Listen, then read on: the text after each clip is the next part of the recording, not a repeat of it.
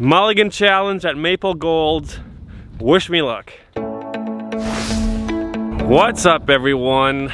We are back with a new video, and you already know what it is because of the title, but I am trying to find out how many mulligans I need to shoot 18 under. Not just 18 under, but birdie or better on every single hole at Maple Golds.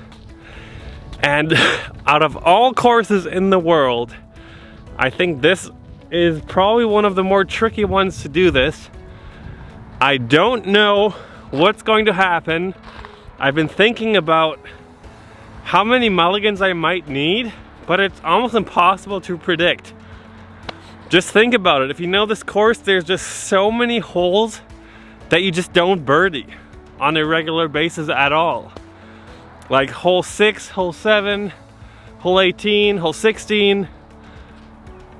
I'm gonna need some good luck today, and my goal is to do 18 or better. If I use less than 18 mulligans, I think I'm absolutely killing it. Really nice weather, really cold, it's like freezing, but low winds, so that'll help. And I'm gonna take this very seriously and try my best to use hopefully less than 18. I think that would be completely killing it, but we shall see. We're out here on hole 1. I warmed up a bit, so let's just get a good drive off and then let's go. Okay guys, we are starting. I'm gonna try something new and different. I'm not gonna talk at all during this round on camera. I'm gonna go back and add commentary post round, so we'll see how that goes. But hole 1, starting off with my PD2, and it's just a complete rip. So Lizotte from the future, take over. Thanks. Thank you, Simon from the past. Guys, we are here in the commentary booth. I'm happy to commentate this for you. We are on hole 1, Maple Golds, par 4, way downhill, 835 feet. And this challenge on this course is very, very interesting and crazy because so many holes on this course where you just really can't predict how many drives it'll take you to get even in a putting position. And then obviously putting anything is always possible. How many tries will you need for a 45 footer, for a 30 footer? It's just always going to be interesting, and I think this is one of the hardest courses in the world you could try this on. That being said, starting hole 1 great, with no mulligans needed to birdie it, and hole 2, first trouble already. Uphill par 3, 350 feet. For sure. And let that one go a bit early, changing discs to a DD3. The first one was an FD3. Way different disc, way faster, and that gave me a putt, and I had to make a choice here, and I chose to go with the putt, 45 footer. Trying to avoid taking a big number already, but needing to use my second mulligan here after leaving my putt short. There's really no excuse for leaving a putt short, playing for only birdies, but able to connect on the second try. Pretty pumped about that. 2 holes down, 2 mulligans used. Hole 3, one of the hardest holes on the whole course to birdie. Uphill par 3, 410 feet through a bunch of trees, and I was ready to take a big number here. PD2, and this one actually peered the gap really nicely. One of my better shots ever on this hole. After only 1 mulligan, putting myself in circle 1, and totally taking that 20 footer. Connecting on that first try, so only 1 mulligan on hole 3. Bonus, off to hole 4, one of the shortest holes on the course, but super small gap to hit. I'm choosing to go with a putt and turn it over. Underestimated the headwind a bit. Change of strategies, throwing my putter instead of putting it.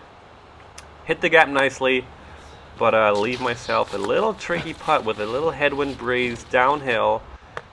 And really got to make sure to take this serious, and I don't just floated up there. Need to use mulligan 5 on hole 4 already. Connect on the second putt, so not too much damage done, but I didn't want to use 2 mulligans for this hole. Off to hole 5, another pretty short par 3, but a lot of things can go wrong here. Tight gap off the tee, you gotta throw a touch turnover or a high sidearm. I go for the turnover, MD3, and that was pretty much ideal. Lands just past the basket, slides a bit into the woods long, but a 25 footer is a good chance, and I connect. No mulligans needed, 5 mulligans used, 5 holes played, still on the good, still definitely on the good side. And then hole 6 is the first one where anything can happen. This hole is one of the least birdied holes on the course, and I can't believe what happened. That was such a good shot, and it skipped OB over the freaking wall. Yeah, guys, it skipped a couple feet in front of the basket, perfect gap hit, and it skipped over the brick wall, OB, so I can't use that. Have to re-tee, hit the initial gap again, but a bit too high, and it floats right over the wall, OB again. So re-tee number 3, or actually re-tee number 2, mulligan 7 used, and that was a really good shot. That put myself in a good position. I'm putting for birdie. That's all I wanted. On this hole, that is really good. Great chance here, even though this is a 45 footer. You can see the wind kind of picking up here, and I thought I made this putt, guys. I couldn't believe that just hit a couple inches high. Mulligan 8, trying to connect. Left it high again. Instant reset up and trying to avoid a big number, guys. Yes, connecting on the third putt. 4 mulligans on this hole. 1, 2, 3, 4 mulligans on this hole. Definitely not bad, guys. Hole 6, only 4 mulligans used. Hole 7 is the least birdied hole on the entire course, and I think I proved why. That was a terrible drive, hitting first available right side. I'm throwing a PD2 here just to make sure I get the distance, because this hole plays way more than 370. And that one kicked from the left over to the right. Not gonna do. Throwing an FD3 now. Hit this on a pretty good line. Came up there, but guys, this was nowhere near the basket.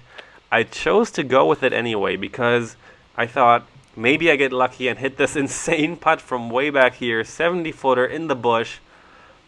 And hopefully I can avoid taking a lot of mulligans on this hole. First try. Just left it high, pretty good start. My putting has been pretty solid, so I thought there are chances I only maybe need a couple putts to make this 70 footer, but that was mulligan 13, mulligan 14, mulligan 15, 16, 17, 18, 19. I was all over it, guys. And then my 10th putt finally connected. 10 putts. Oh, that hurts.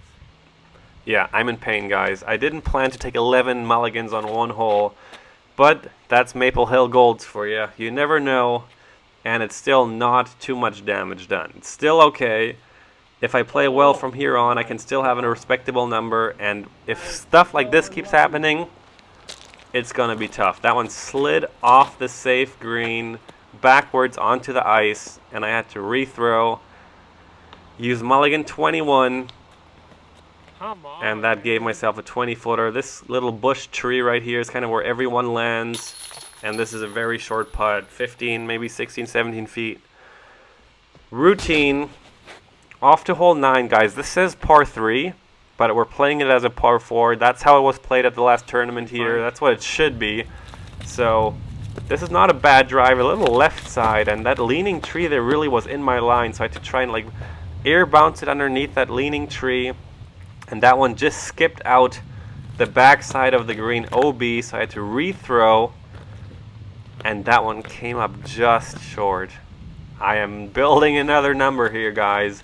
Throwing my putter, and that one just skipped right under the basket and long and left me this tricky putt through this little funky tree, and I chose to push putt because I had to go high through the bigger gap, and I left the first one just high, second one just low, mulligan 25 after 9 holes.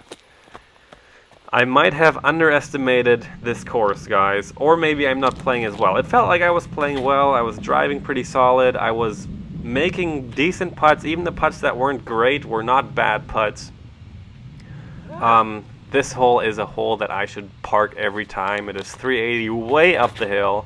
Most people cannot even get really close to reaching this, but I definitely can, and the first one was just a bit too high, too much hyzer. The second one, adjustment made. I actually hit the wood, and it bounced this far back, so I have a 30-footer uphill into a headwind, and surprise, surprise, the headwind lifted the putt right over the basket. So I have to putt again, and that one was weak side. That should not happen to me. No excuses. 3 putts for this 30-footer. Bit more than I wanted, but 28 mulligans used. Guys. Not too bad. Hole 11 and 12 are 2 back-to-back long par 4s. I don't want to use any mulligans on these because I can just crush one down there, and then it should be very routine to get my birdies. I turned my PD2 over just slightly too much here, but I'm still in the fairway, just way on the right, which will make the upshot a bit trickier, but shouldn't be a problem. Going with the turnover, and it looked pretty good, a bit too high maybe, and it hit an iron branch and went straight down. Needed to change my strategy, going with the sidearm, and of course it would hit one of those trees. I felt like things were kind of not going my way at this point. Another sidearm, this one went a bit long left, good enough though, inside the circle. 25-footer downhill, made that one first try. 2 mulligans used on hole 11, off to hole 12, one of my favorite holes because you can really unleash one, just blast it into the woods. And you can actually manage even to get an eagle putt on this hole if you have the distance. So close to being perfect. And I'm showing you here that it was so close to being perfect. It was still really good, but almost perfect. Left myself to this little pitch up for birdie, no problems. Finally, no I'm mulligans. celebrating that I didn't use any mulligans on this hole because I've been using mulligans on all the holes lately. Off to hole 13. This one is tricky, kind of easy, but kind of tricky at the same time. Very downhill, plays more like 300 feet, maybe 350. Throwing my MD3 into the gap, have it slide up there. It's a bit right side, but just outside circle 1. That'll do. And I'm going to definitely take that and try to hit down a putt early. I was frustrated here. I really thought I made that out of my hand, but need a mulligan. 31 mulligans used after 13 holes. Moving on, hole 14, guys. This course just never gives you a break. One hole after the other is just good luck, good luck, good luck. Of course, the ice really helps here, makes it way less scary because even you will probably not lose a disc, or it might even skip safe from where you hit the ice. I think I'm just going to take that. It's about a 30-footer. Good enough. And mine hit the side hill there, which slowed down my skip a lot. Obviously took that, and obviously made it first try. No mulligans needed on hole 14. Pretty stoked about that. Hole 15. Oh my god, guys. Again, hitting the first available. Just running up, grabbing the same disc. Mulligan number 32. Way better line. This was actually almost perfect, but hit a late tree. Trickled up to about circle's edge again. Gotta make a putt. But I'll take that after 1 mulligan off the tee. Trying to keep the hot putting streak going. Dead center, no problem. 32 mulligans after 15 holes. This is hole 16, a very long par 3. Also a lot of trees to hit on the way to the basket. And this was one of the holes I was worried about. This one goes right side, PD2. Hits a late tree, and it's like 80 foot out, guys. I can't risk that. I need a re-tee. Mulligan 33. And I hit the middle gap way better this time with a DD3. And it skipped outside the gap and left me like right outside circle's edge again. 45-footer-ish. Trying to at least keep the hot putter going again on this hole. And it works. I'm super stoked on how I've been putting, so those saved me a lot of mulligans. If I wasn't putting well, then guys, who knows what number I would be at, but we're at 33 mulligans used. Hole 17, the easiest hole on the course. Super short, 650-foot par 4. And that wasn't a great drive, but definitely good enough. But good enough. From here, it's just a little P2 sky yacht upshot. I actually threw this a bit too high, and that almost went in, but it hit a rock right behind the basket and kind of stuck right there, which made it a very easy tap and birdie. No mulligans needed, because that would be bad on hole 17 to need a mulligan. Hole 18, very different story. Very long par 4, way uphill, and island green. Anything can happen here. Not birdied very much. This first tee shot is tricky because of that wall right in front of you. You have to make sure to get it high, but not too high. But I totally crushed it and got way up there. One of my better drives ever, leaving me just this little chip up sidearm shot to the island. That was just routine. Pretty easy shot from there. Dude. Leaving me a tap-in birdie on the last hole. I'm very happy with my back 9. The front 9 obviously was a bit trickier, and I'm having Simon take over from here. Maple Gold just always feels like a workout somehow, especially in the winter. What a course. All right, wrap it up. All right, guys, final thoughts about this round. Not bad. I didn't play bad. Especially I'm happy with my putts today. I didn't miss any. I mean, I missed a couple, but even the bad putts were not really that bad putts. So pretty happy about that. I had a really good finish. Last couple holes I only used a couple mulligans, and total of 31.